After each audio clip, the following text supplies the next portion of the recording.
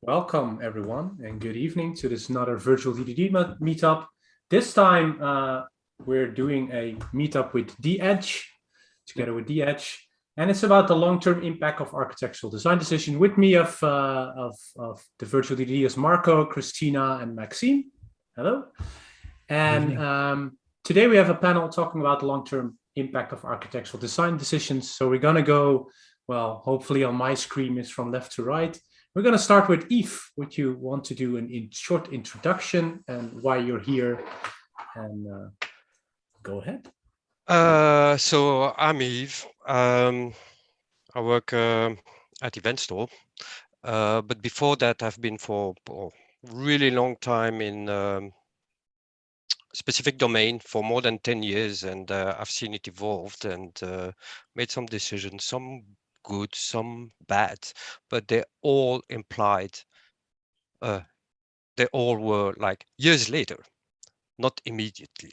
And I've seen decisions being made and have to live with the consequences of them after people have left, which is also a nice thing happening. Which we see in your background, right? Yes. The nice architectural diagram. Thanks. So James, you're up next.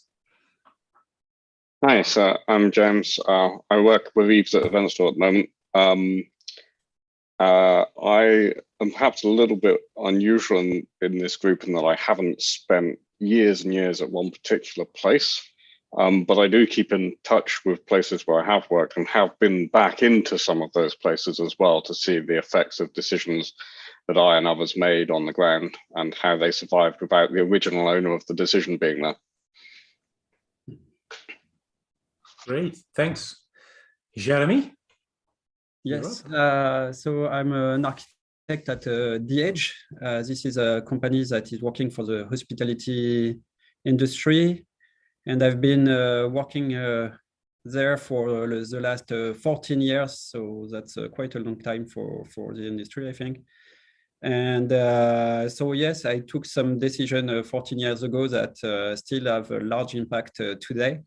And we started with, when I joined the company, we were something like 15 people, and now there is more than 120 developers in the company.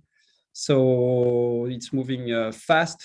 There is a lot of things happening every day on the system, and I have to get care of that. So yeah, that's quite challenging. Yeah, I can imagine now these 100 people are dealing with decisions you made earlier on and your colleagues were. Thanks. Thomas, you're up next. Thanks, Kenny. I'm Thomas. I'm also an architect working at Flixbus currently. Yeah, and I'm also working more than 9 years. I mean, 14 years that's Methusalem area. But 9 years, I also had some good insights on how decisions, early decisions, late decisions, decisions in any point in time have always needed a lot of time to actually show themselves and show their impacts, because normally they're just, glimming under the hood until, some kind of activity thing has been reached, and then suddenly they erupt and show themselves. So I'm here to tell a little, some stories that I have seen, and yeah, hope for a good conversation tonight. Thanks. And last but not least, Chris, can you...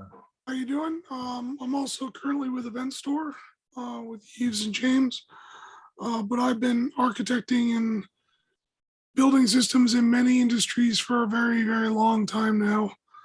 And I've got the full collection of scars and bad decisions and things I've regretted from various places that I'm more than happy to talk about. And actually a lot of that, started way earlier, and some interesting stuff I did in telecom as I was thinking it through to get ready for this about where I found myself owning decisions I didn't realize I had made. Thanks. And I know, Marco, you're also joining in because you've spent, I don't know, yeah, a lot of I years think, at the same I'm not company. sure if I'm the oldest Methuselah here, but 14 and a half years actually in the same company. And I had a very short break in between. And I've lived with bad decisions of people who were there before me. And then I've made a lot of bad decisions once I was there. And then when I quit, that was like 6 or 7 years into the job. I quit and I had to rush a lot of things so I can get out easy and set them up for success after I'm gone, right?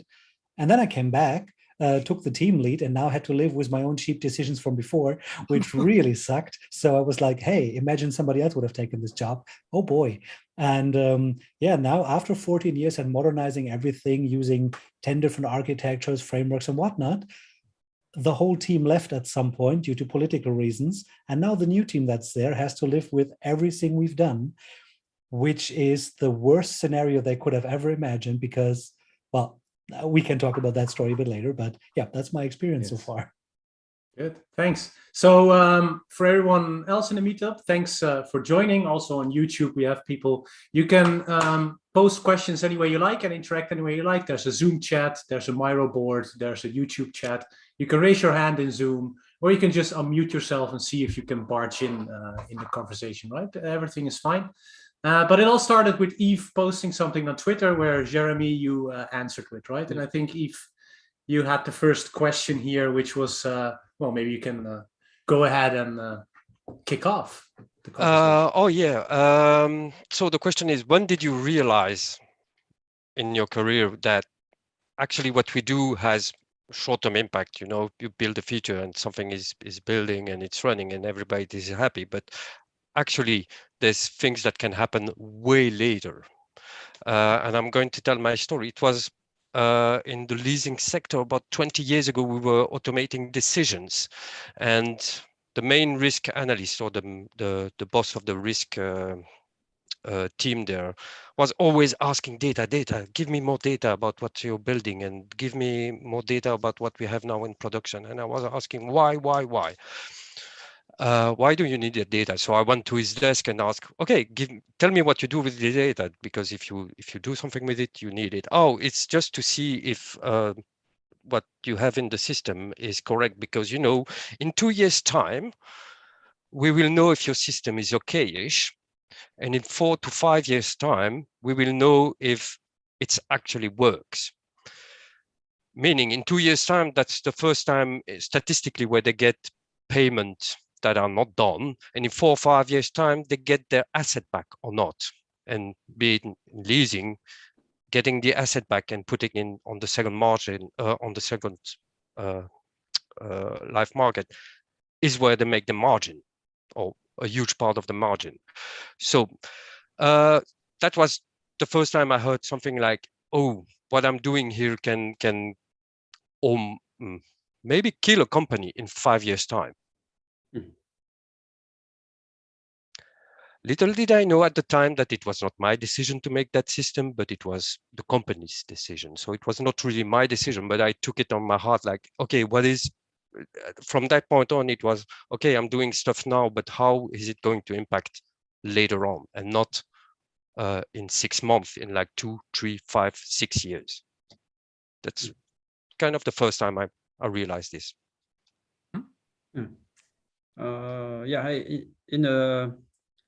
In my case, the realization came with the growth of the company, because when I joined the company, that was a small startup with a few developers, and we had a lot of technical stuff to solve due to technical debt and all that. And at the beginning, you start with a decision to solve the immediate problems. And at some point, you took some decision, and your decisions were not necessarily bad, but they are not sufficient, because once you have doubled the load and everything is changing faster, what you did was not especially wrong, but it's not enough anymore. So you have to come back on your decision and do it again. And when you do that the first time, okay, that's just new problem to solve. But actually, you start to realize that in a few years, it will double again. And so you can either start to future-proof and develop things that will be totally scalable, but actually it never happens because a lot of changes happen in the meantime. And so you have to take decision now, but that will not impact negatively in a few years your capacity to take the next step. So you start to have to think about your options in the future. And so sometimes you get it right and sometimes not that right. So yeah, this is where I started to, after between the first and second growth steps, this is where I really started to see that you have to be conscious about time that will affect your system over time. Yes. I have a similar story. So it's also related to, I mean, it's always related to growing in my examples, because when I started as well, we were like, I don't know, like 20 people within the IT team. Now we're like 500 in the tech team at Flixbus, which is amazing scale. And I have seen it all. So I start with the very simple things, which is sharing code between different teams. So we thought it was a good idea in the beginning to have like a shared kernel, shared code, and actually not infrastructure code, but domain code, like domain entities. And we thought it was a good idea back then to actually share it, because like, okay, we have this one model right now. There is not a lot of bounded context right now. We're just evolving. And I mean, it was the right decision at that point in time, but it's very hard, like when you keep hiring and onboarding new people and continue to grow, to actually revisit these decisions regularly and actually have a look at them, and actually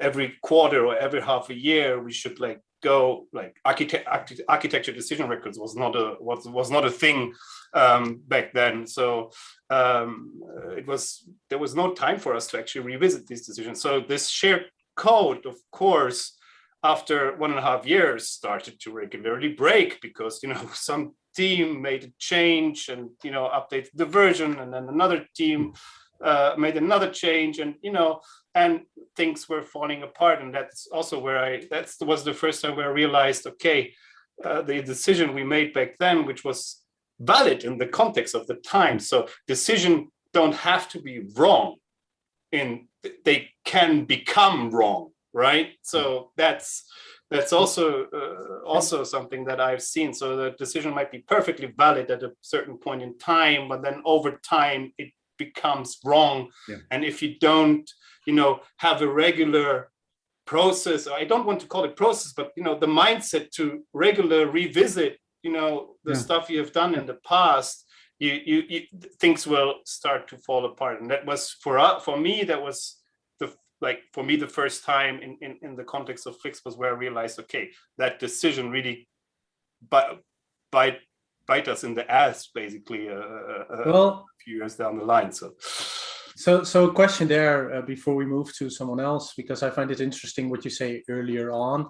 It feels that you talk about the past as if I hear you say rationally, right? It was the good decision back then, but still I hear some form of argumental excuses and I can imagine that new people joining in will say, why did you do this? Do you get this a lot? Do you get that a lot? It's oftentimes it really is the right thing at the time, because you can't take too much time building something that you may never need. If you try and cover all your features when you first implement, you're never going to get it done. No, and what I mean is from Thomas, but correct me if I'm wrong, I still hear a bit of you're excusing yourself for making that decision back then. While it was the correct decision, but I can imagine you get a lot of pushback from new people getting into the company that says, why did you do it like this? What is this? What is this crap? Do you get that as a lot, staying in that company alongside? Yes, so you get this kind of question quite a lot. But the thing is that you have to attach to this decision the context and the limit of the decision, so that when you start to approach the limit, you can start to say, okay, it's time to change because we reach this limit. And actually, this is something we often forget to do. We do it, and we know that this is the right decision in a given context. It will move, and be ready to change when the context will change. And this is where I was talking about option. If you already know that things could move in this direction, and in this case we can change things like that, and if it changes in another direction, we have different options. Is where you can start to be ready. You don't activate this solution too soon because it would be costly and maybe useless. But being ready is very important, I think. Yeah, I also think that, I mean, you said generating options when you know in which direction you want to go later. That's a helpful thing if you know, right? But even if you have no clue in which direction the system or the surrounding environment will evolve, being aware that there's inertia involved, right? There is systemic inertia. You can't just make the software system align with your new demands. It takes time to adjust. And the same thing goes for the company structure, for people. So being aware that everything you build has inertia, and the more complex it gets, the bigger the inertia will be, means designing for faster ability to change, smaller components loosely coupled and stuff like that, gives you the option to react when you need to react, right? So decisions that are the right ones right now can hurt you in the future, and that will always be the case no matter what you build.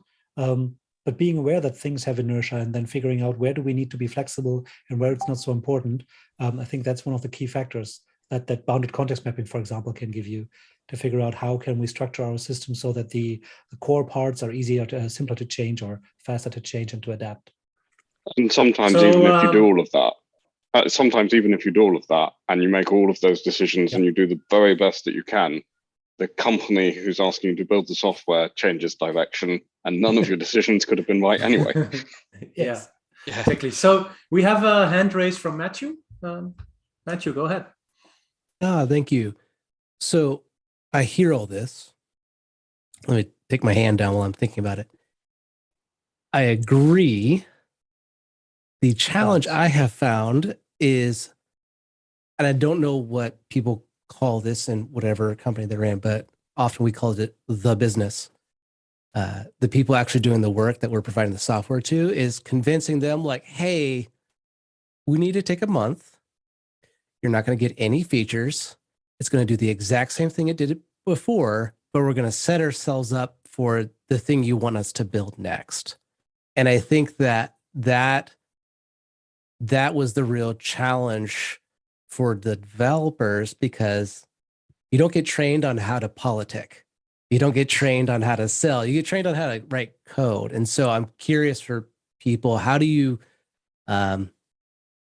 sell that idea to the people you're working with? Good question. Thanks. If I can, one thing I've come up with recently, because I've been fighting with that for a very long time. I really feel your pain. Who else has that, by the way, before Chris answer it? So we all feel the pain. The thing is Chris. Let Chris finish, Jeremy. So I've tried many of the standard approaches about it'll be better, but what I've really found when I'm having the conversation is to put it in financial terms. And I don't refer to it as code debt, I refer to it as depreciation, right? And so just like any other asset that I've invested in, over time it depreciates. And the only way to correct that is to reinvest in that fundamental asset. And the way depreciation shows up in software is it makes future features more expensive. So the more depreciated and out of whack it gets, the higher the cost for the next feature they want. So now you can have a conversation with them about, hey, we could do this and it's going to reduce the future costs. And that gets into, architecture is really buying arbitrages. So you can have a future features which you can opt into at the same cost now. So it's really the same conversation. Actually, a really good analogy for this particular case, because this was at a large financial institution. Yep. And so technical debt, the idea of technical debt was actually the exact wrong term to use. Right. Because they say, like, well, we'll just hedge against it. Yeah, like, debt was fine. Debt's not a debt problem. works. Like, Yes. debt's a feature. Debt is a feature to these people. I was like, oh my gosh. Yeah. So I like that idea. Thank you. Yes, Sorry. so I want to add to that. Oh, wait. Sorry. Yeah. No, I'm not sure, because Jeremy, you wanted to go, but if you, and then Yes, Christina, Marco. Yes, I just wanted to say that you have to talk about value, and yes, depreciation of value is, but yeah, the value for there is technical value. For instance, if your system has a reliability problem, it has a cost. If it has performance problem, it has a cost. If development is slower, it has a cost. So you have to find a way to evaluate, not necessarily precisely, but globally, the cost incurred by not doing this work. And then, if you talk about cost and value, there's one other really nice thing that this conversation does is I generally talk about, well, if you have a house and you bought the house, you wouldn't expect it to be, in 10 years to be the same. So all of a sudden, the technical debt isn't mistakes the dev team made. It's a natural process that occurs with any asset that you own. So it isn't, because that's the other thing you fight all the time as well. If you'd written it perfectly the first time, would this have happened? So you get out of that trap as well. And I can see two people have their hands up. Yeah, and I wanted to, Thomas, so you want to add something small to the conversation before we go into Christina? It's small because the cost is also not growing linearly, right? It's not that the longer you wait, it just grows linearly, and we just wait 3 months and then do it then, or we wait a year and then do it then, because it's going to be much more expensive in a year's time, because it grows not linearly but maybe exponentially or something in between, but it's not going to be the same cost you have when you do it right now or in a short time, right? So that's what I wanted to add, that this is not a linear function of the cost, but the cost is actually growing as much higher the longer you wait. Every story you put on a weak foundation is more expensive to fix when you go back to fix the foundation. Christina, go ahead. You are first in line, raising your hand. Thank you. I had a lot of thoughts, but you will. So I think this is why we are here. My get on this is DDD. This is why we are talking about business-driven or domain-driven design and business-driven development. It is not only deciding or expecting that anybody understood this decay and this devaluation. We have to explain it, what happens. And I saw both sides. The side saying, oh, if we don't change this database, then it won't work anymore. And it wasn't right, because it has worked. And after that, the feature was dropped, or the product was dropped. So it would have been a loss of time to invest in it. And at the same time, I explain always what's happening exactly. So we need a digital literacy from the business people to understand what's happening. Why we cannot put the gun on the breast and say, if I don't do this now, everything will die, because they won't understand it. So we have to explain how this value is dropping, and what's happened if we don't do this next step. And we have to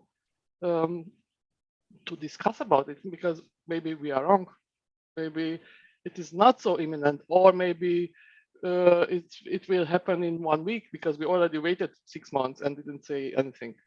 So this conversation, I think, shouldn't go only on technical level, but it has to include the technical problems, because we are living and building a technical product. And this is where DDD is the place to go. We not only understand the business, but the business must understand what's happening. What is a technical product? Yeah. Why is something becoming broken? Nobody understands this. Why this doesn't work? Doesn't work anymore? Because we have 100 times more users, or 100-year-old computers, or whatever. So it is in the equation. It is in this discussion, the technical part and the business part, and our thinking. It has to be a negotiation, and not only one way or another, and maybe something in between. Well, I guess that's also the power of the bounded context per se, that you can have the conversation in that shared language, right? So, Marco, I think you were wanted to add something. Yeah, I like what Christina said. So that that kind of, I think it contradicts a little bit Chris's metaphor of building a house, right? Where you can say the asset is depreciating over time. I mean, that metaphor is still okay-ish valid, but software and a complex system is way more than a robust house, where you know the environment and you know the risk factors, and you can basically plan for depreciation. But software is built in a very complex environment where you don't know the technical constraints fully, you don't know the actual domain needs and the stakeholders and how everything will change over time. So it's this conversation that should happen before you start doing anything, right? Between domain experts, different stakeholders, finance department, and developers, and so on. And even then, there is still a lot of risk involved, which is why I try to put this discussion always in the risk versus opportunities department. So that was Matthew's point, right? How do you communicate this to people who don't understand the technology? Like, why did it change now? Why do we have to invest so much? Why do we need 3 months to build something without changing the how it's working from an outside point of view? And that's to reduce risk or to open up for opportunities, because we have built things to deliver in certain point of time. We wouldn't have ever been able to build the perfect system because we have no perfect information. So moving fast, experimenting, learning fast with feedback loops, and then always adjusting continuously, because the software development process is a continuous learning process that never ends, and you always have to adjust. But every decision you make takes a certain risk, right? You never know perfectly if it will work or not, especially in the complex domains where it becomes valuable, and it opens up opportunities. So it's always, and I think financial people will really appreciate that, people from a finance department. The thinking about risk and opportunity is what they do on a day-to-day basis. So explaining it like that, like every decision we make is like gambling on the stock market. If you have more information, it gets a better prediction, but it will never be perfect. So learn to speak their language when you try to sell it back to them. That helped in my context a lot. We weren't about finance at all, but understanding at some point how my boss and the other stakeholders were talking, they didn't understand technology at all, but using their language makes you seem more, well, it makes them understand you better. So going into, before we go to you, Eric, because you raised your hand, one thing I'm noticing here is the use of metaphors to explain software, right? And they can be really pretty, because it's a sort of like a model, they can be really dangerous because, well, I'm not sure who said this, I'll come back to that, but building a house is like you're building the same thing sort of like again and again. Building software, if it's already exists, you just copy paste it, which of course happens in Stack Overflow. So we're building new things. So that metaphor might, in the wrong hands, might be really dangerous or really powerful, right? I think that's a problem. Like you said, Matthew, it was a financial institution, so you're battling with their metaphors, and they will always win because they understand the metaphor better than you. I guess that's also a hard one as an architect. I can imagine. Well, I mean, all metaphors are limited, right? Yeah. The house gets you so far, but it's not a perfect map of the terrain. Yeah. Right. And also, if you go to some of the houses I've owned were built in the 1800s here, and it's really not clear what's going on in them and what they've been through over time. Yeah, you buy it, and all of a sudden you have 10,000K tech debt of I don't know what's in the house because nobody knows. Right. Yeah. Cool. Thanks. So Eric, you were raising your hands next.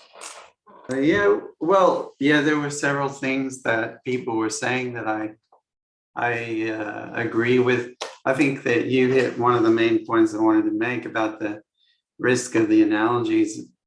One of the points that a couple of people made is how multidimensional and unpredictable this is. So when we talk about technical debt, we have to be careful because debt, although there's some variation in debt, it is essentially a single dimension and money is fungible. Someone earlier was saying, you know, we need to talk about like the possibility of spending some time to prepare for the new features they want us to build now. You know, that's saying we need to invest a bit, but not in general, sort of like the foundation of a house, but specifically to prepare for the direction they want to go now. So apparently we know something now that we didn't know before about the direction of the system. And I think that is kind of a thing we have to watch for with metaphors. And I like to go back to concrete examples from the real, like, I think that if you work toward a place where you can explain to the business people, here's a feature that we have, and this is how it works. You know, go through an actual concrete example and explain what's happening in the system as the steps are done. Now, here's a feature that you want us to do. And if we try to do it within the framework of the existing system, here's how it will have to work. And then make that story sound painful. I mean, in a true way, right? If you can't do that, then you're not truly able to explain to them why you need to change some of the foundation of the system, right? You're restructuring so that the story of the next feature is not so painful. And I think being able to, and not in metaphor, I use metaphors all the time. But I mean, I think you have to move beyond the metaphor when talking to those business people and get a concrete example. If you can't make that thing, if you can't explain such an example to them that illustrates why building the new feature would be painful if you do it on the existing platform, then something's missing. Whether it's that you don't understand things well enough, or they aren't the right people to be talking to, or anyway, I like to get to that point where we can illustrate the pain, and then we can really talk about an investment we have to make to change that. So that's kind of what I was going to say. Is that also in your book? I know, Eric, you talk about more deep modeling and deeper concepts. Is that also what you're referring to? You're probably missing a concept to explain why it's so painful? Well, I think it could be, you know, so part of it is this thing about not knowing the future. So we could have built quite perfectly clear, even deep concepts. And now we're venturing into an area that's simply not covered by what we had done before. A real discussion of it might conclude that if we start changing the system in a way that will make it work better for these new cases, we'll actually make it work worse for some of the old cases. These are two different sorts of problems and maybe should be handled with two different models. And so this could be a good conversation about, should we split off a new bounded context to work on this new set of problems?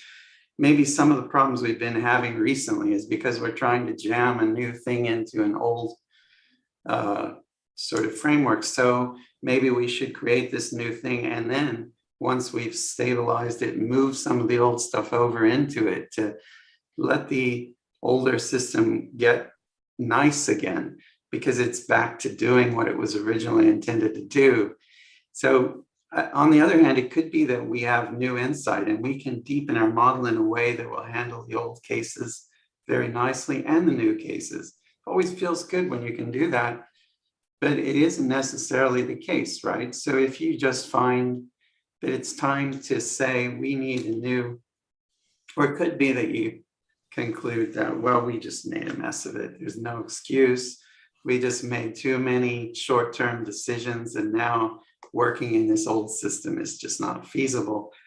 And we need, if we want to do ambitious things, we need a fresh start, which doesn't mean building a new system. Doesn't mean rebuilding the system. It means creating a new context. All these things are possible. It's very tricky to overgeneralize, right? And some of those are underinvestment, like in some of the metaphors, and some of them are just businesses taking a turn.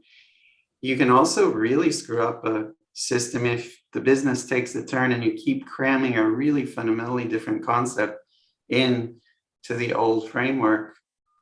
So anyway, that's what I was going to say. Thanks. James, you're up next. Yeah, I think it's kind of been covered off by previous people, but I really have a bit of a problem of calling changes to what we need to build now that are different to what we built at the beginning technical debt. It's a change to the system, not technical debt. And you shouldn't make the mistake of calling it that, because the business will hear exactly the opposite of what you want them to hear when you say that. Yeah, I cannot agree more. I usually like to make changes business value, right? What does it do for your business? And add it. I don't like to have architectural stories on my backlog, because then it also means you can just not do them while you say, well, can't we just fit them somewhere here? Is that what you mean, James? Not just don't mention technical debt? Don't mention technical debt. So to Eric's point earlier, if the answer is you made some decisions to take some shortcuts earlier that are now causing you problems, that is technical debt. That is literally what technical debt means. And you should own up to that. We made these decisions at that time. They were the right ones to get us to the point in market at the right time. There's nothing wrong with deciding to take on that debt at that point in time. But now we have to pay for it. That's a perfectly valid strategy. All of these things are perfectly valid. The other thing which I quite often hear, which is a subtle difference as well, is people talk about, if we don't replace the database, there's a risk it will implode. The risk, for me, risk is always, what actually do you mean by implode? Our site will be down some of the time. We won't be able to process so many orders. Our Christmas sales will be impacted, that kind of thing. And so that's the consequence. But then there's the likelihood of it happening as well, because the business cannot make a decision about investing to deal with an upcoming risk without knowing how likely is it to happen and how much is it going to cost us to do it if we don't do it, because they've got to decide whether or not they want to pay the cost of doing it. Yeah, that's what I mean. So what's the business risk at stake here, right? Yeah.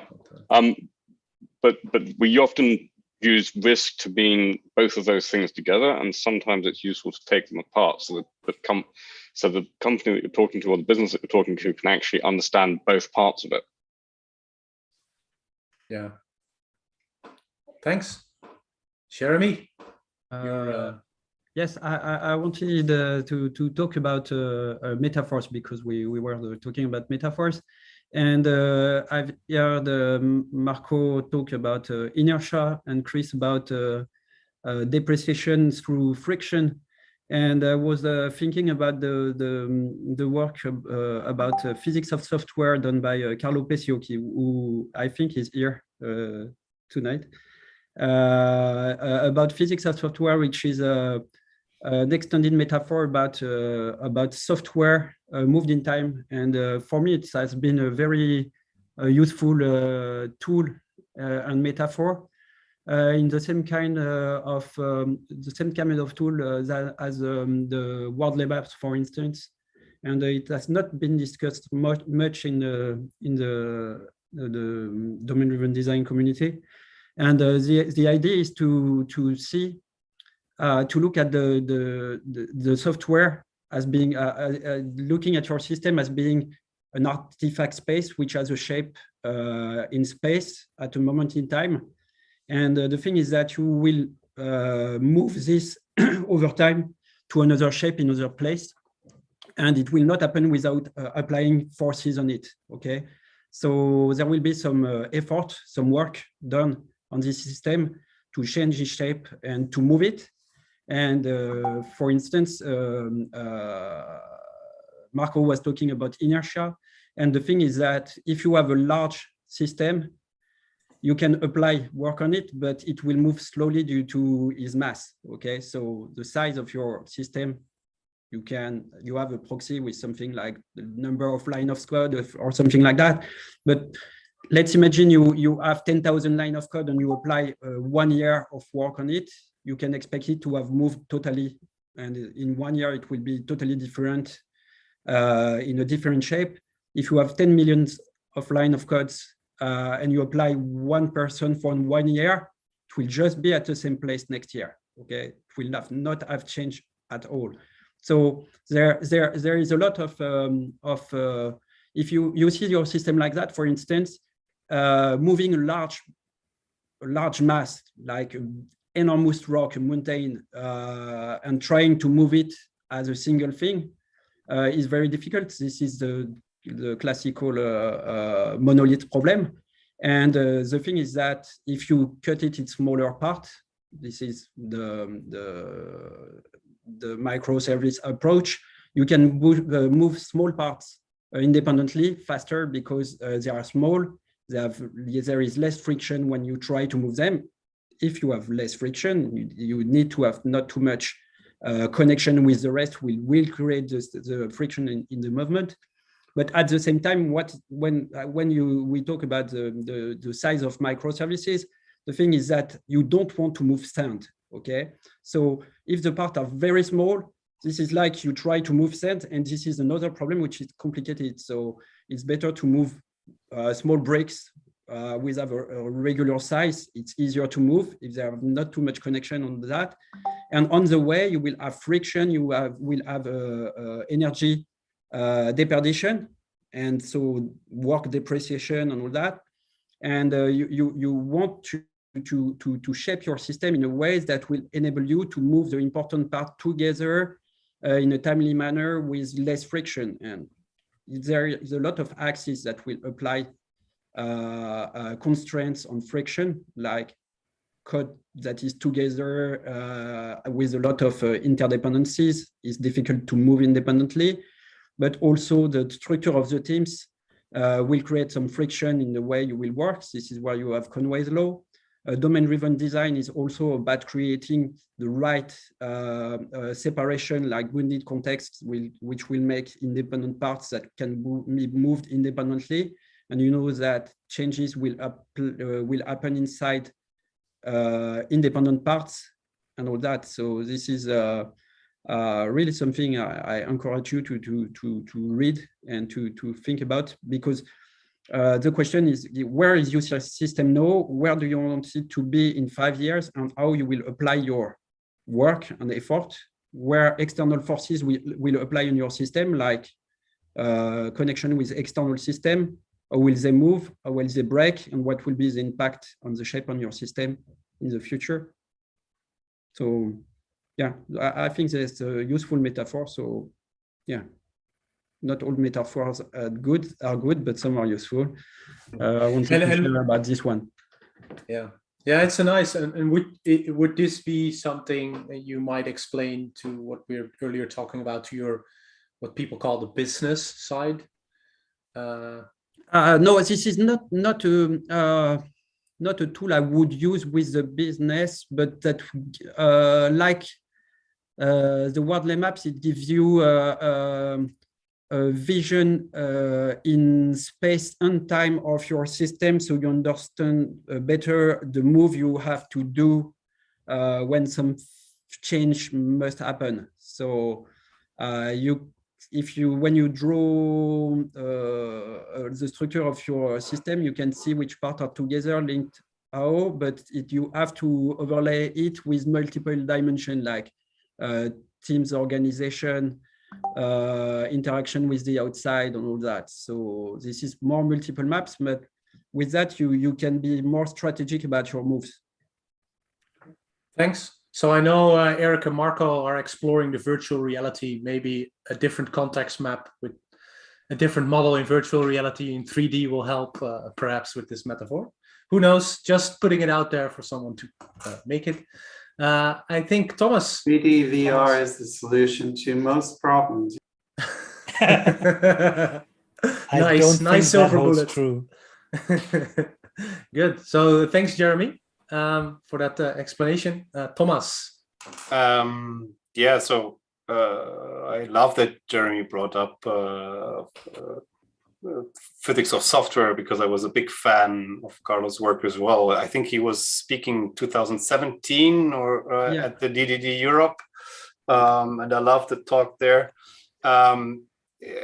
One addition before I want to talk about something different to Jeremy is entropy. You can even invest into the thing and it doesn't move at all. It will actually degrade even further. So you have this entropy that you have to fight all the time, which is, constantly eating away from the software, from the system that you're building. So that's just one addition I wanted to make to Jeremy, that this is always there, this entropy, making things unordered, and you have to always put in energy back to keep it ordered and keep it running. And if you grow and if you scale, this entropy is just sometimes even becoming unmanageable. So that's why you actually put like 100 people on the job and it just doesn't move, right? So and it's really, really an amazing thing to see. But where I wanted to go at is, we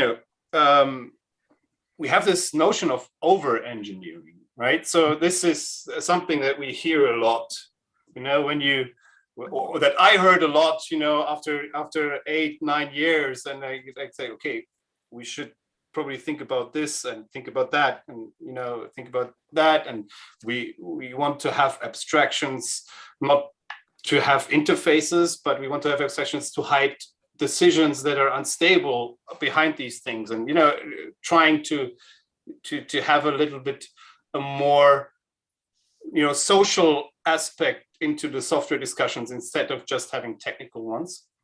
And one way we're not talking about is under engineering. So I hear the term over engineering a lot, but I don't hear the term under engineering actually being used. But I think this is the much bigger problem that we have in the software industry, which is constant under engineering in our cases. And the question is always, how much do you invest in certain parts of the application? How important is it, right? And I mean, this importance is not static. This importance is moving. Strategic goals are changing. And I think here Wardley maps, but also the Cinefin framework is really helpful. So placing, we have the different areas where we have the complex, you software built once and run 1 million times, but this built once is a really complex endeavor. You really have to, discover new things, experiment, understand how the things are working, understand how the people are interacting or other external systems are interacting with your new systems. But it will move, right? Over time, it will move into the complicated domain. And at some point, even from the complicated domain where you start to stabilize, where you start to approach it differently from a engineering perspective as well. So I think DDD is one way of how you get this isolated, partition or modularize your application or your system in a way that you can move it independently without friction. I think that was a really great quote, Jeremy. I really like that. But the movement across this complexity thing. So after 4 years of time, when the application or system has stabilized, it becomes different. There's going to be different ways of how you have to apply development effort. It's not going to be the same approach of, we need to experiment and go fast and understand and discover, but it's more about, okay, how can we standardize? How can we build interoperations with maybe other players in the system, especially in markets that are, not volatile anymore, but whereas there's a few larger players in the market, and they have to at some point cooperate maybe in certain things. So it's not easy to answer that, and I think this is where we need to educate the business a bit, that it's not all the same story. It's not all agile exploration thing, or it's not all standardization, but making the business aware of this movement of the different systems, that they are moving on these lines, that we're now building these new systems. We have to invest and explore and discover, but at some point this will move on this timeline, and we have to stabilize, and then we have to standardize at some point in the end. But the business always thinks there's just one thing, and this is how it goes on. At least that was my experience at Flixbus, that the business had a hard time with understanding that the dynamics change, and I think that's something where we can focus on also in getting this across to the business people, that the approaches will change over time of how we do software development in certain parts of the system. So for people, this is what I meant with digital literacy. Yeah, we have to teach them, and they have to listen. So for people wondering, it was the Kinevin framework by Dave Snowden. If you're listening and you want to Google a bit more about that. Before we go to you, Chris, one comment I want to make, what I see a lot, especially in the lean movement and maybe Scrum, right, is that there's one process to do software development in, and we're, who posted that today? I can't remember. It used to be an IT factory, and now it's an agile factory, right? As if you just pull features in and it will just drop out. And I think that's what you're explaining, right? Depending on the high complexity or low complicatedness, you change your approach, so you can also change the way you build software. And you don't put the same people in charge of it, depending on the context, because some people are more explorative and want to discover, and some people are more into organizing, standardizing, and all that. And the explorer will get bored at some point, and it's better to change people and pass this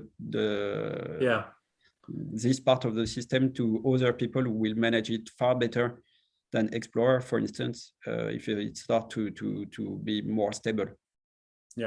And I think Wortley talks about that, right, in Settlers, Pioneers, and Townspeople. So thanks, Thomas.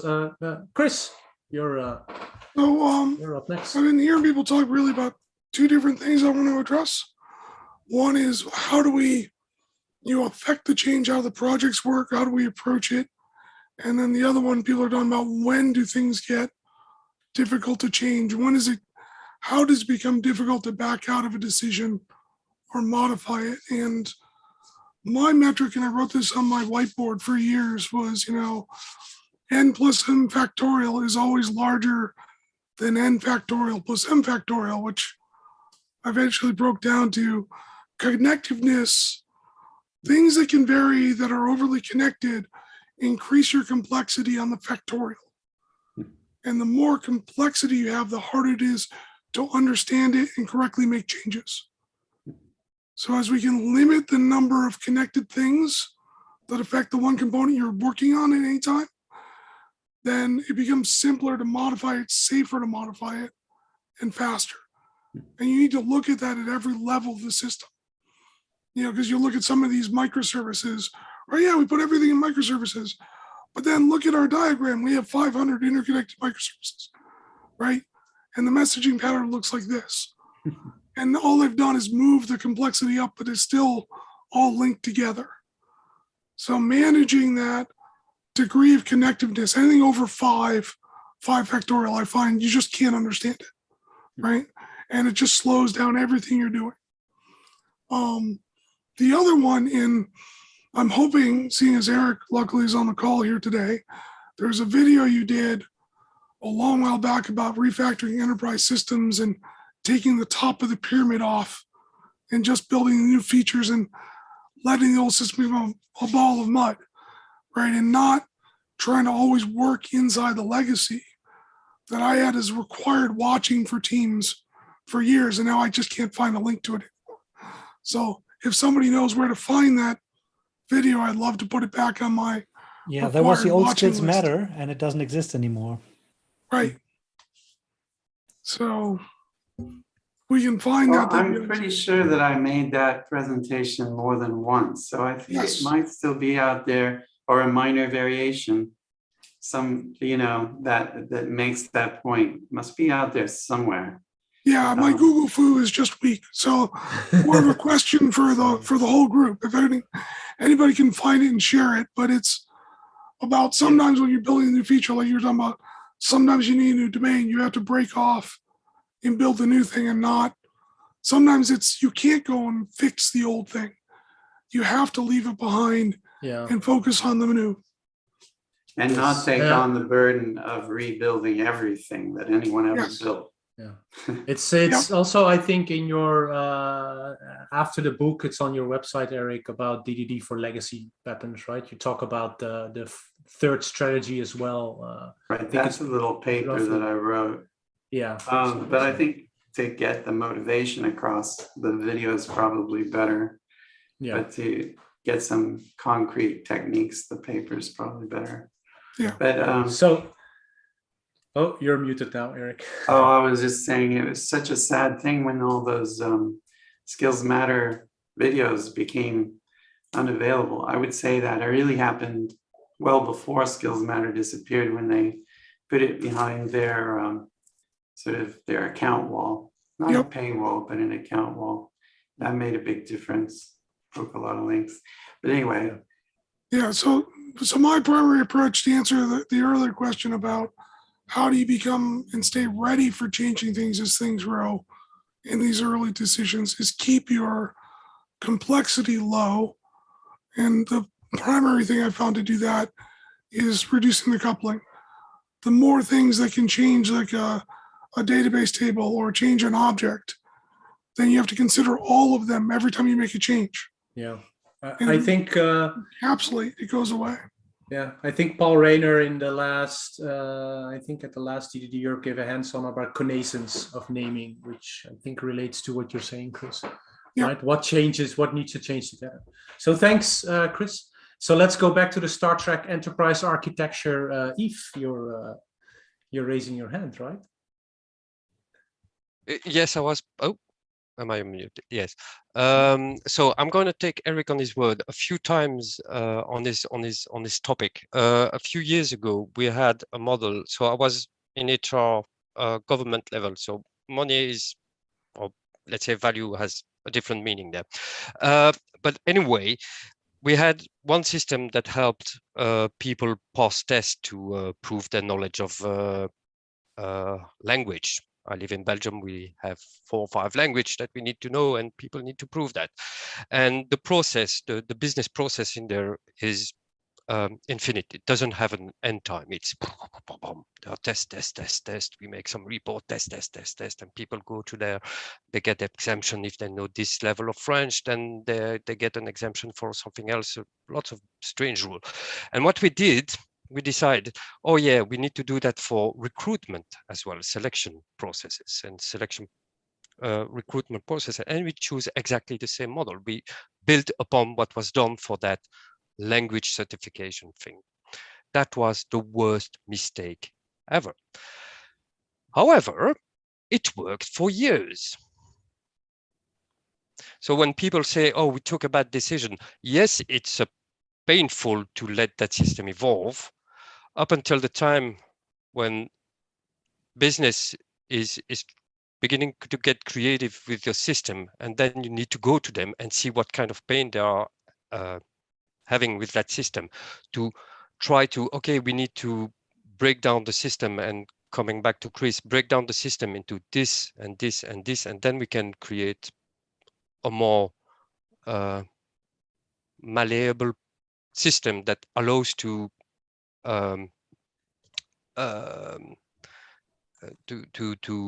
create the business process that is needed. But it took a completely mind shift of us, of the business, a lot of discussion to understand exactly what they needed. It took years for me to understand that. And that's the thing.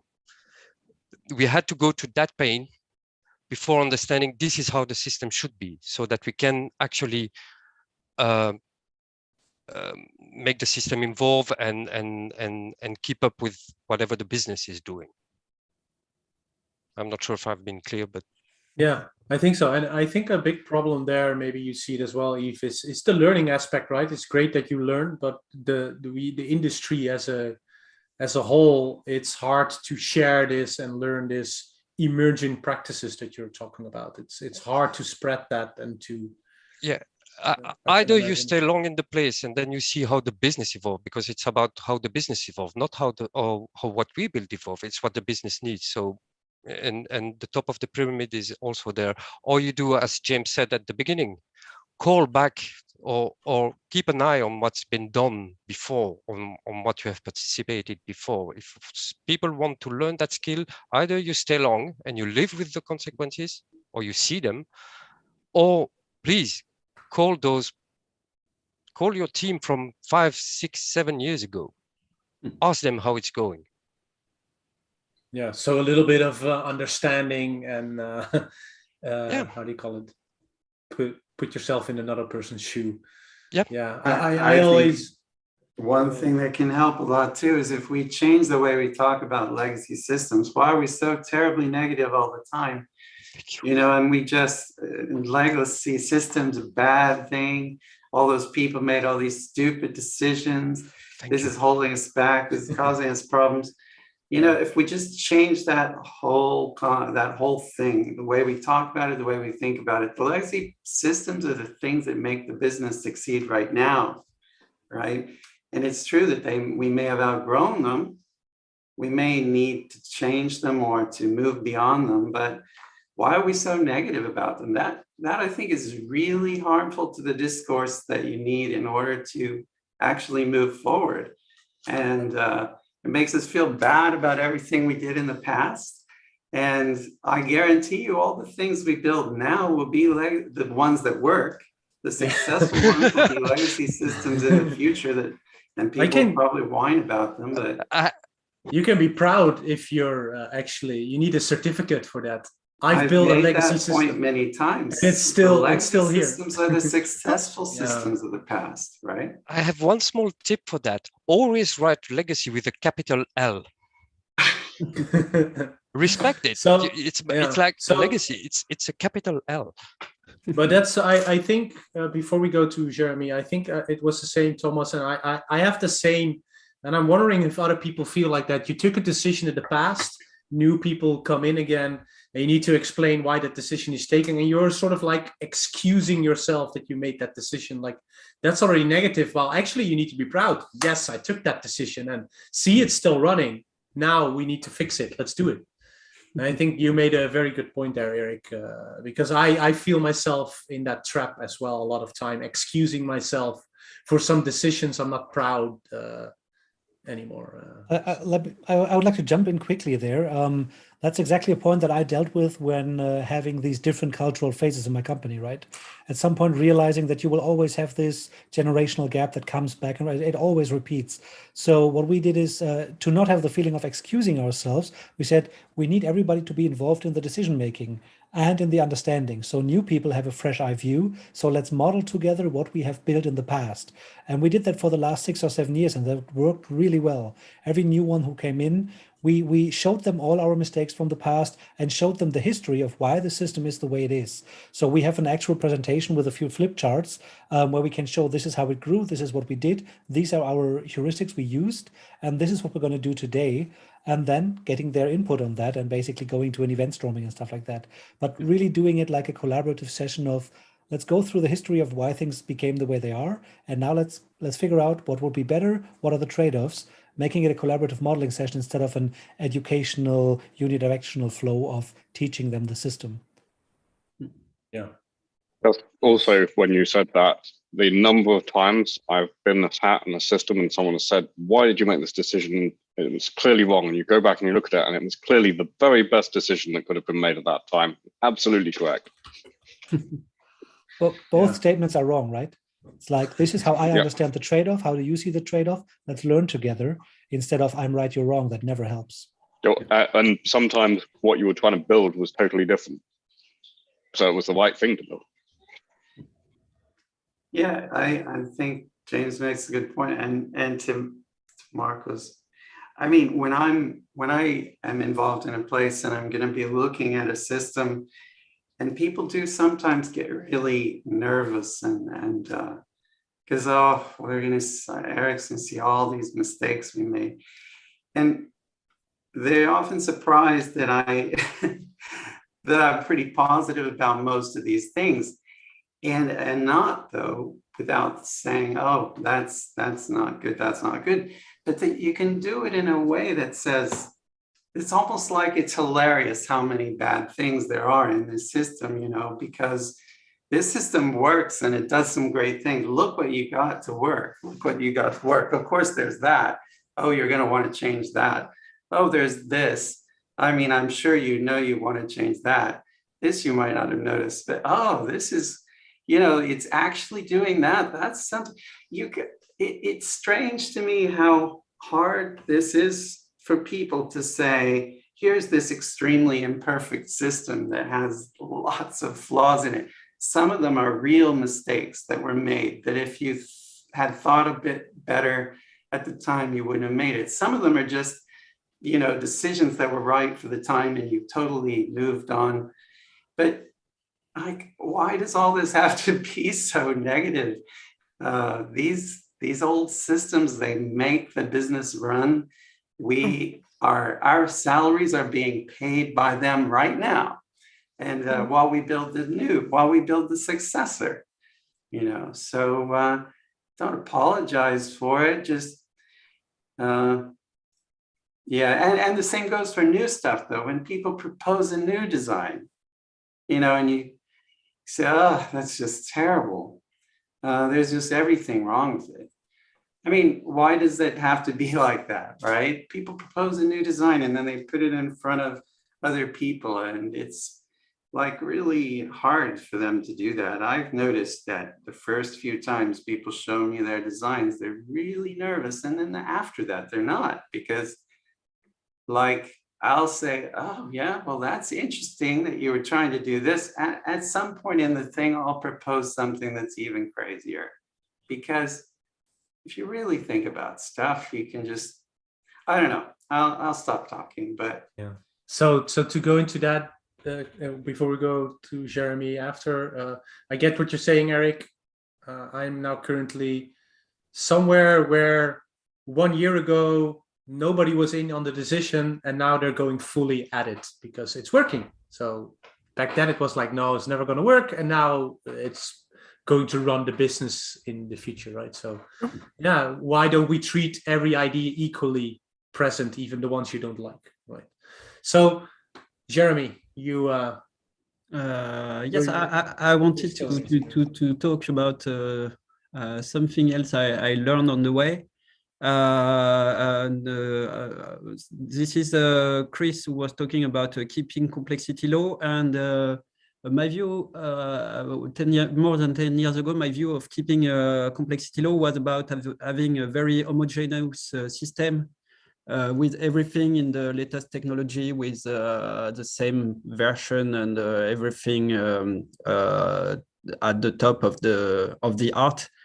And with time, I changed my view, and today I really enjoy systems that are very heterogeneous, with a lot of different parts, because we were talking about to be ready for change. And actually, when you have an homogeneous system, as soon as you change something, it's not homogeneous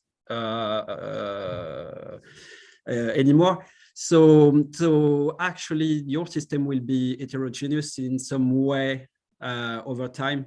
Or some part will be messy, some part will be different.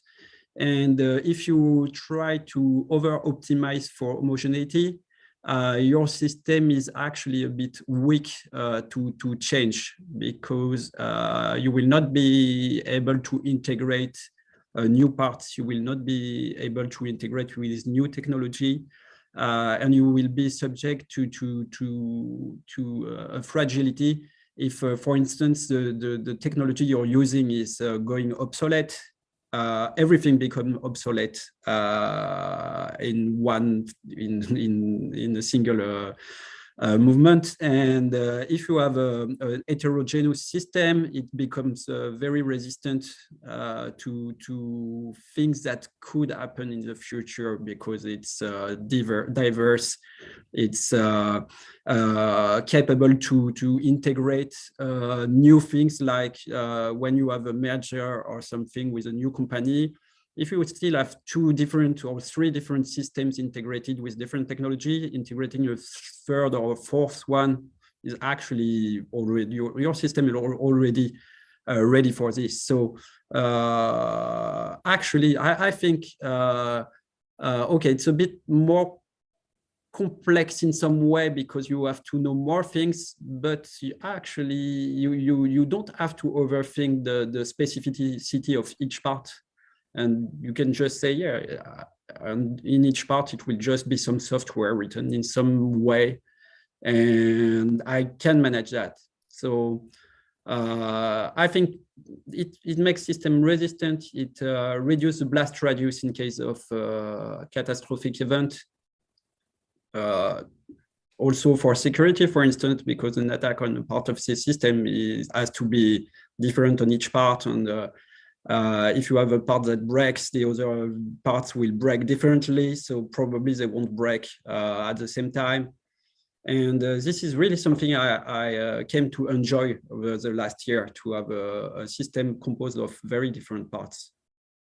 I don't know what your experience about this is. Well, in some ways, it enforces the separation, right? Yeah. It doesn't allow you to overcouple. You've got a mechanism that's limiting how much coupling can occur. Yeah. So it's just like baked in. Exactly. Yeah, it's more difficult to create a false coupling, and it marks the boundaries more clearly. Also, so yeah, that's an interesting aspect of it. Also, there's a balance to it, because if you go too much the other way, you have one microservice doing one left pad for everything, you know. Yeah. Well, once again, the granularity of this has to be correctly sized based on the size of your system. As I said, if you have sand, it's difficult to move. When you were talking about sand earlier and Chris was talking about connections, I was thinking about what happens when you get a piece of chewing gum in the sand, and trying to move the sand is impossible. Yeah. Yeah. So it's a bit about, it's again about trade-offs, right? And I mean, Thomas, you earlier said under engineering, I don't see a lot of trade-off managing and options and risk management going on in a lot of teams nowadays. But I'm a bit biased as a consultant, so that probably is different from the teams I don't visit. So thanks, Jeremy. Thomas. Yeah, so I want to talk about 2 things maybe. So the first thing is what really has the highest impact on how your application evolves is actually who you hire to work on it. That's what my biggest learning is. Actually, you can have standards and architectural rules and whatever. The most important thing that you can think of is actually who you hire to work on a system, and especially the first people who work on the system. So it sounds stupid, but it is like that. So the first people, they trample the path, and the others will follow. This is I've seen it multiple times now, that that this is the major decision: who you hire, what are their principles, how are they seeing software development? Are they domain-driven designers, or are they just gonna set up the database and do some scaffolding, and off we go, I've implemented that. So this is more like if I had to give someone if I can only give one advice, then the advice would be really care about, who you hire to work on the system, because that will have the highest impact on how the system evolves, and what kind of options you have in order to move it, because it's not going to move by itself. It's always people who are going to put the work in. And I think we are underestimating that, right? So I often see that the hiring and, the pipelines, there's some recruiter somewhere who deals with that, but the teams are not really involved in that. Then they have maybe one small interview with the person to get them to know. And I think that's not enough, right? So you want to really focus on the people. You want to really focus on the social aspect of software development, because to me, this has actually the highest impact on how the software will evolve in the future. Yeah. Because it's go ahead. Who you hire at a certain point in time for the needs of the team at that moment. Exactly. Don't hire equally minded people, because that's going to give you an equally minded system. You need to hire for what you need now. I have been in teams where there are people who look forward and go talk to the business and try to understand and look at the bigger picture. And I have people who say, no, I just want to work on that feature. I want to work on that work. And the thing is, I need both of them. I need both people, because the type of work I need to do is diverse. So I need people who can look forward, and people who can care for the system as it is now. So and that's why, and that's what I see as well. I'm considered an architect, but architects are usually maybe paid more or looked upon more in higher ranking. They're just doing different work, not higher work, in my opinion, in a team. Yeah. It's same as a tester, same as a Q, whatever, right? Yeah. Not everyone needs to go on that path to becoming, well, I don't know, manager, architect. And the thing is also that at some scale, when you start to have more than 2 or 3 development teams, you cannot be in control of everything that will happen. So you have to delegate architecture locally and design locally. So you have to create autonomous teams who can work and take good architectural decisions locally without referring to you for everything they have to do. And this is where you have to find to form teams that are correctly minded in a way that when you express the constraints of the system to them, after that they can take a lot of good decision alone. And when you do that, you can focus on more aspect of the system without being in micro control of the architecture.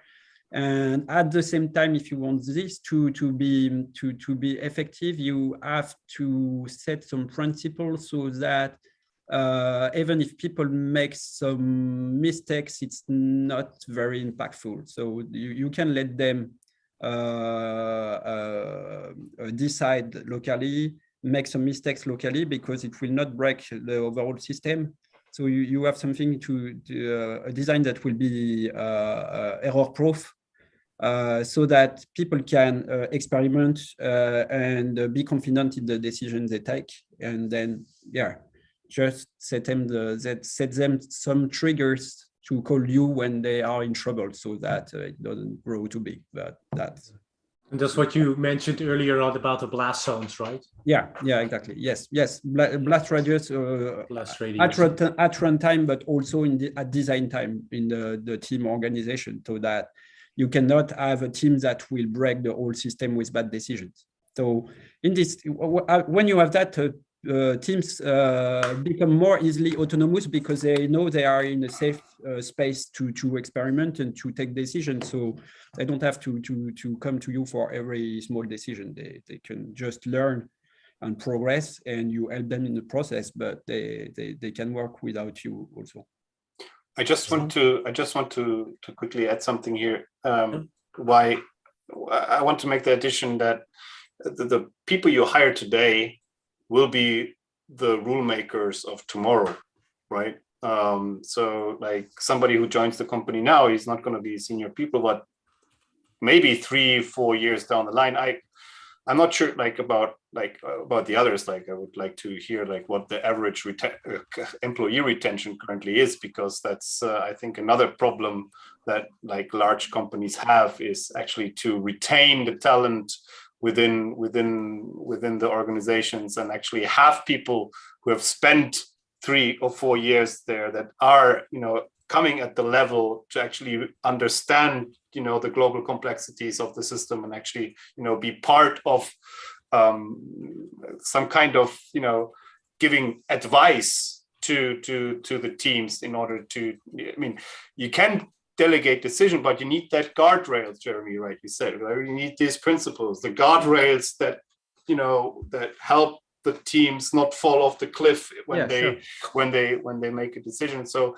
again, I believe that, you know, it's really important that, you know, we don't care enough about the people, which people we hire. Normally we focus on the technical stuff a lot, but, you know, the hiring process is something HR came up with and we're kind of doing it. And I think we should actually turn that around and actively designing these hiring processes. And it's also like, it's the same thing with the Scrum for everyone. It's the same thing, hiring process for the same hiring process for all the teams. It's the same, that's the same problem. And it's the same thing. And I think we need to give much more attention to the people and to the hiring in our organization, especially in the larger organizations, because their HR normally is very keen on, we're gonna have one single process and standardization and everything. So they love it. And it's sometimes a hard fight to get it back. But I think teams need to take this back into their hands and design a matching hiring process to really find the right people to help the team going forward. I think we can really make a difference there, because that's what I have made the experience in the past, that often the teams are not enabled to do that.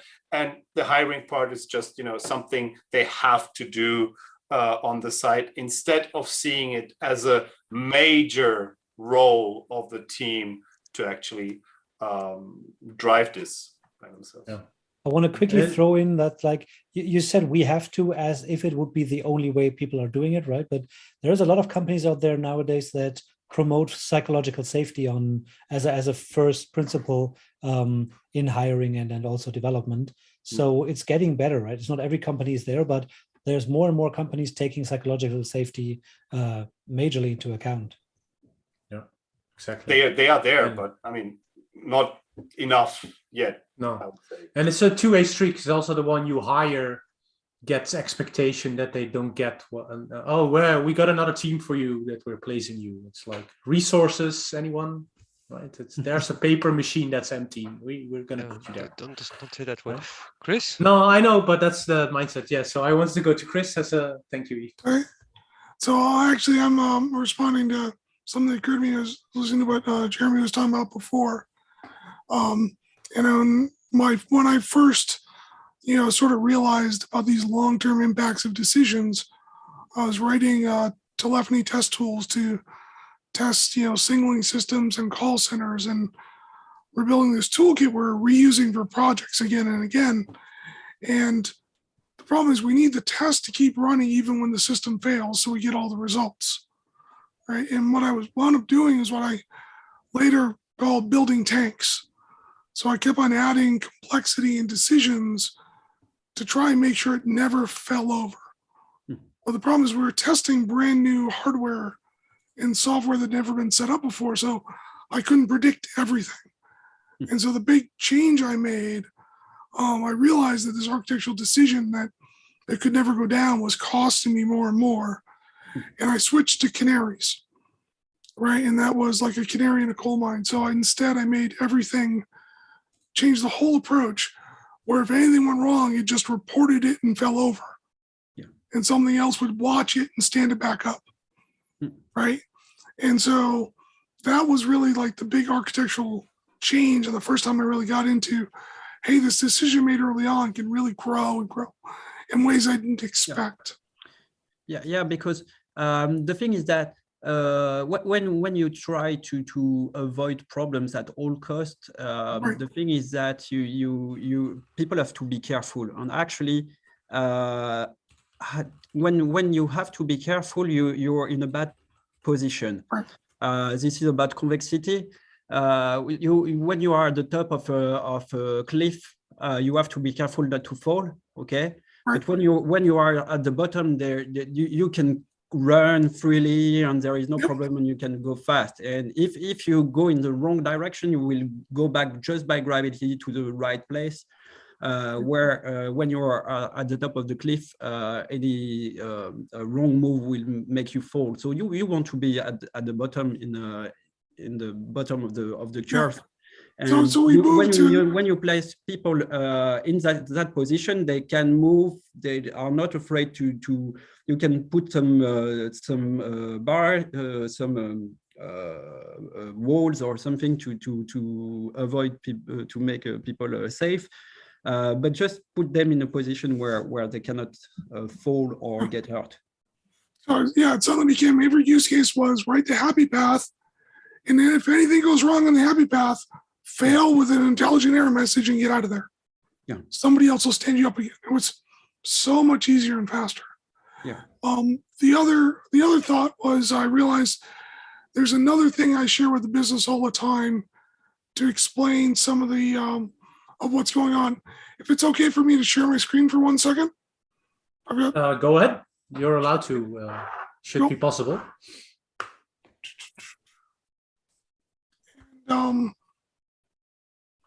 So I show the business this and I say, we've got one feature and we got a second feature and then the third feature, fourth, and then the fifth.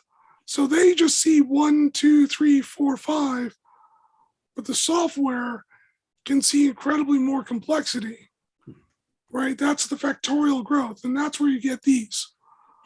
That's a real production database, red gate diagram, and that one table controls everything.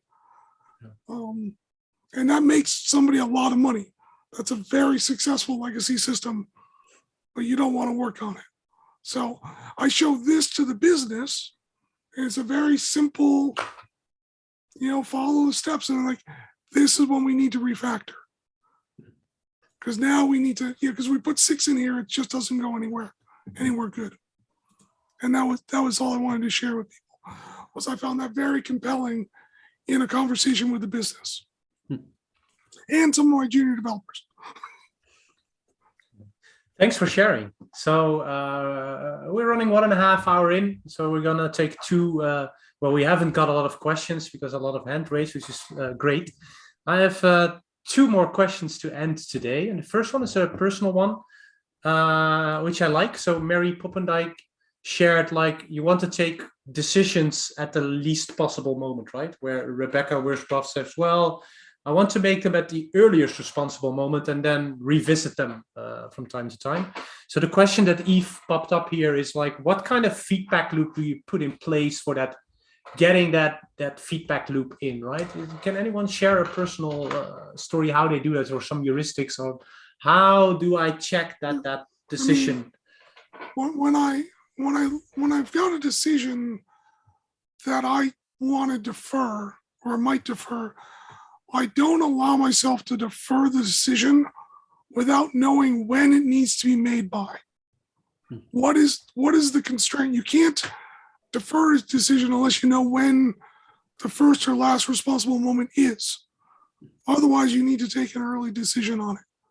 So I find that's the one big thing. And then the other one is, I do prefer to defer the decision, because if you don't, your first thought will stick with you more than you think, right? So you've got to I find myself, I've got to actively say, no, I'm not deciding. I'm very actively not going to pick until X occurs. Either I have enough information or I have a risk. Either one of those could trigger making the decision. That's my methodology. Thomas. Yeah, so I mean, we actually made it really concrete because what we did is, I mean, we started running ADRs within the teams and, you know, educating the teams to actually, you know, use them and write them. And we have this, you know, we're running on GitLab in our organization, and we have this bot who collects all these ADRs and who puts it basically on a information radar, right? So we have this kind of tech, like the tech radar, but, you know, decision radar, you could call it, basically, where the teams are notified when there is a new decision made. And we also have a quarterly process where, you know, we are organized. Our organization is, we're organized in business capabilities or domains, you can call it, right? But we are also having a matrix organization overlaying that, right? So within each domain, we have a matrix organization, and there's, you know, a few, there's like an architecture chapter or whatever, some kind of community of practice where architects are coming together.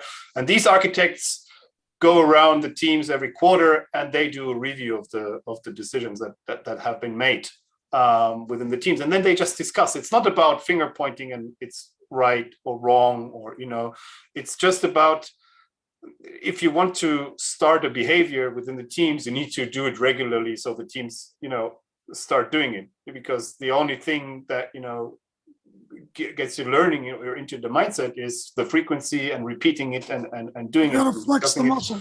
Yes, right? Exactly.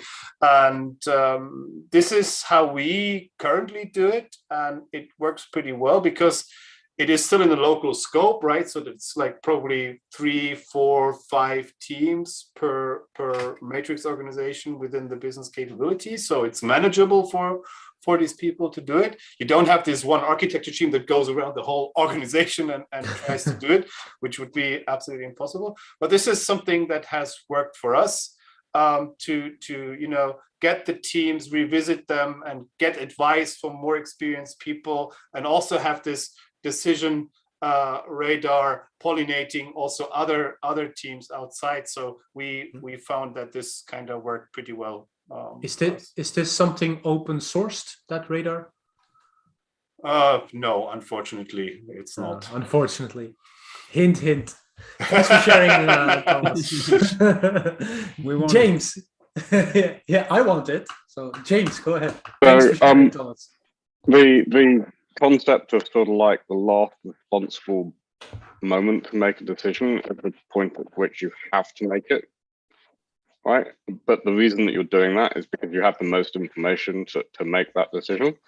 The first responsible moment is when you have enough information to have some idea as to which way you're going to go. But you can't possibly say that it's the first responsible moment until you know what's going to cause you to change it. Because if you can't make a decision unless you know what's going to really cause it to change. The other thing which I meant to say earlier, but unless you've got more than one choice, you're not making a decision. You're going down a path which has been predestined for you. And if you don't have enough information to make an actual decision about which direction you're going, you're not making a decision, you're taking a guess. Yeah. And it's also a bias if you just take one thing in isolation, right? One option in isolation. Yeah. Is that what you're going to? Yeah, and the biggest difference for me between someone whose primary focus is on architecture and someone whose focus is on something else is that an architect is generally having to sort of like keep thinking about all of those decisions and what, you know, is it the right time to make it? Is it the right time to rethink it? Do I actually know enough to make the decision? Is there actually enough knowledge within? Do I know enough to make a decision or to even have any influence on it? Do we as a group know enough? There's all sorts of stuff, and it's the way I sort of like talk about it is often when you're writing code, you're kind of looking down close to you. When you're testing, you're looking at what you're doing close to you. When you're sort of like doing the architecture part of the role, you're looking much further ahead, the road you want to take and where you want to go. And you might switch between all of those lots of times during a day. But there are different focuses. Thanks. Nice add. Yves. On the question of what kind of feedback, how do you install feedback loop? So I've been in places for very long. One thing I did is build a system and support it. I've been on rotation for support, first line, not second line, not third line, first line, to experience exactly what people using the system are facing. So that's one way of realizing what you're doing, not only to your team, but also to the impact you have on people using the system and the kind of question they face. And it's really interesting because it forces you to improve the system in somehow. Because when there are recurring questions coming, it gets boring, and we don't like to be bored. So that's one thing that you can do is go and talk to people, or if you can't do rotation or it's not possible, go and talk to other type of users of your system, because they will give you feedback about, hey, this is working great, or this is not working great. One way is, how many tickets do you get in? What's the severity of those tickets if you want feedback on your system? Thanks. Jeremy? Yeah, and to add to what Yves just said, there is the runtime part of the system running, and being in managing the system in production directly is very important to know if the system is running correctly, and also to actually code with the teams. After 14 years, I'm still writing code every day. I go with teams, I embed with teams which have the most important architectural decision to take, and I worked with them for several months embedded in the team, so that you take some decision, but you take the hit if it's bad decision, but you take the hit with them. So it's very important. Yes. Yeah. And this way, if it was a mistake, you are at the front seat to see what's happening and to change the decision. Yes. So if the decision doesn't impact you, then don't take that decision as a person, right? That's a nice heuristic. Yes, exactly. Yes. And then let the team decide. Yeah. Yeah. Thanks, Thomas.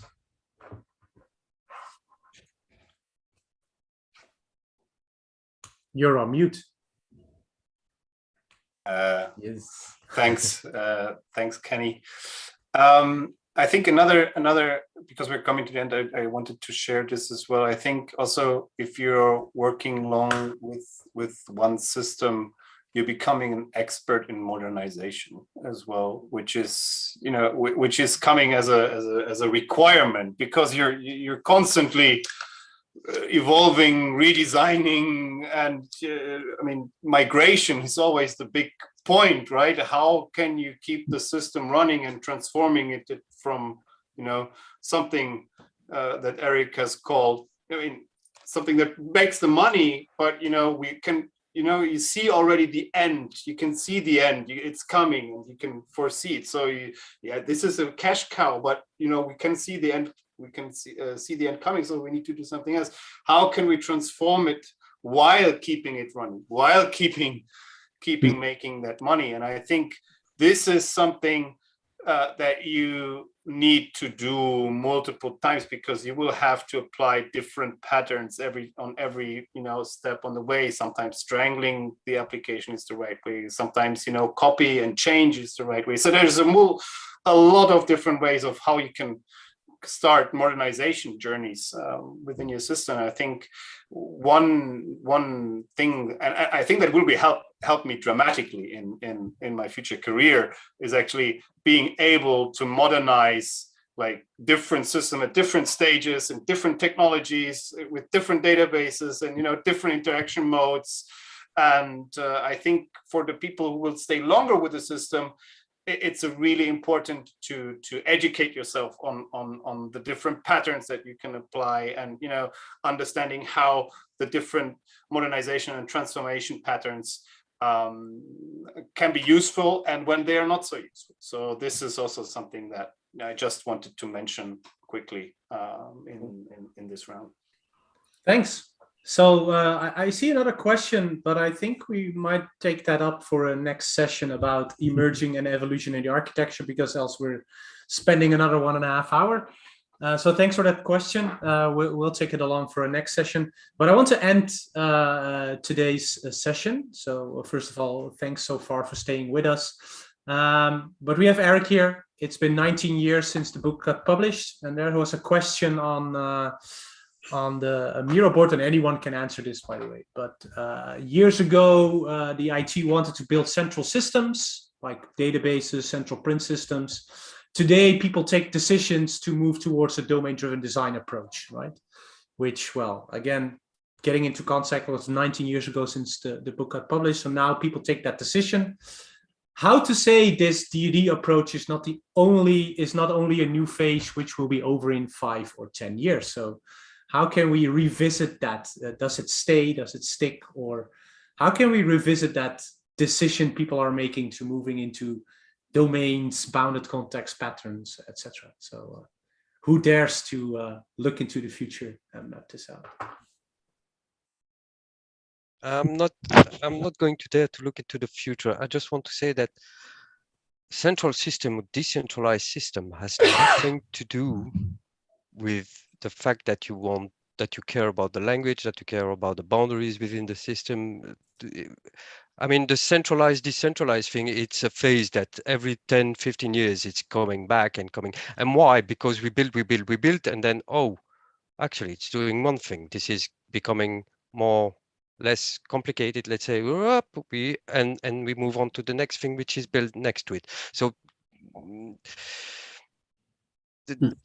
so the question is a bit difficult, actually, because it's not about being centralized, right? Or decentralized. No, that's a polarity that you cannot solve. I mean, if you go centralized, you get you get negativity. If you go decentralized, you get the negative trade-offs there. I believe the phase this DDD phase it's not over and will never be over, but there is not really a phase, because the meaning of DDD has changed so much over the last, 15 years. I mean, the basic fundamental blocks are the same, but all of these, surrounding things. How do we do product development? How do we structure the organizations, the Conway's Law and everything? How do we actually psychological safety, diversity, all of these things that, are around. You cannot see it separately from these things. And I think we have passed that, I'm doing domain-driven design and that's it. I don't think that's going to be how you have, it's not going to work like that, because you cannot see it just in isolation. You have to see all the things that are surrounding it, and it's, overlapping on a lot of different areas. And I think we will in the next years, we will find new things that are overlapping with other things, and it will just, the layers will grow, and we will climb the abstraction ladder even higher until, that's my opinion on this. Who sees it different or slightly different, or who can agree with him? I see Christina raising your hand, so yes to all your questions. Yeah, I see it slightly different, and I agree. Good. Yeah, I think DDD is a means. It is not the silver bullet, but I don't know how to work without it. But of course, without transparency, without the cultural problems, without realizing that the people who we're hiring are making impact. We won't go anywhere. So, but if we solve this, or if we have already the right mindset, then my argument is DDD is makes me making decisions based on the business. So I don't make decisions based on how is the weather today. What else can somebody give me to be so near to the how the business, how the market is moving as DDD? So this is my argument pro DDD. Because we like language and explicitness, Christina. No, because you we are mean the talking... business? No, I mean the business is not a department or business. It's actually the thing you're doing it for, right? Yeah, the product is not a software, a piece of software. The product is we all, the people who are operating it, the people who are responding to the phone, who are selling it, or the customers. So if we don't work together, we are seeing software, and other department, then we will have this big ball of mud, and we won't be able to be fast enough. And if the market is changing, we won't even know it, because we will think about Postgres or MySQL and not about why is the market changing and what we need to do. And we'll get this latest point of decisions. If we are together, we are moving together, then DDD can give us these options without knowing them yet. I posted the link to the DDD one-pager. There are parts of that what Thomas was saying, the community, the social part on this one-pager. So this is an argument too. Yeah, and of course, if you're into predicting weather, you do care about the weather as a business. I fully agree with everything Christina said. I think we just need to be careful that domain-driven design is not the point, right? That we need to be careful not to oversell the thing by the name. So I think many people think like, hey, should I invest in DDD or not?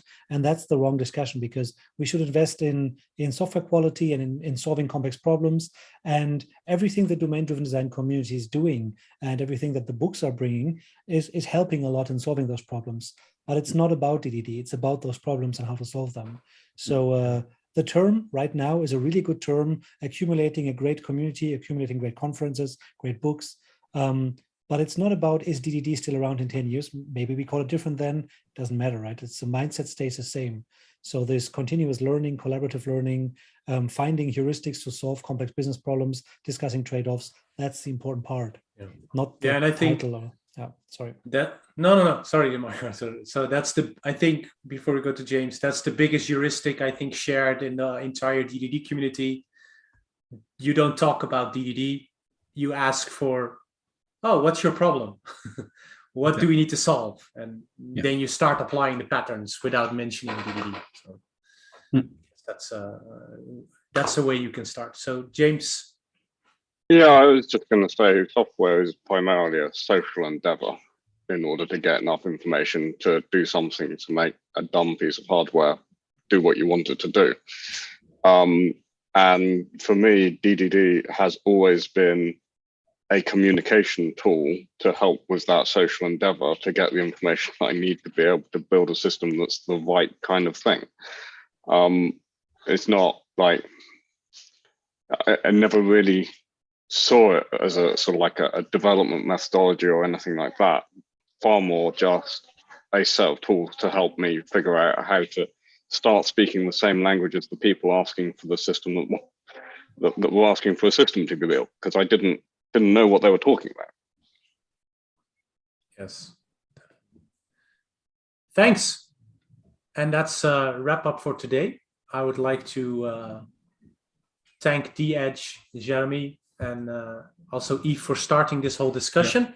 And I would like to thank all the panelists and everyone who asked questions, gave input on all the chats, and shared your stories.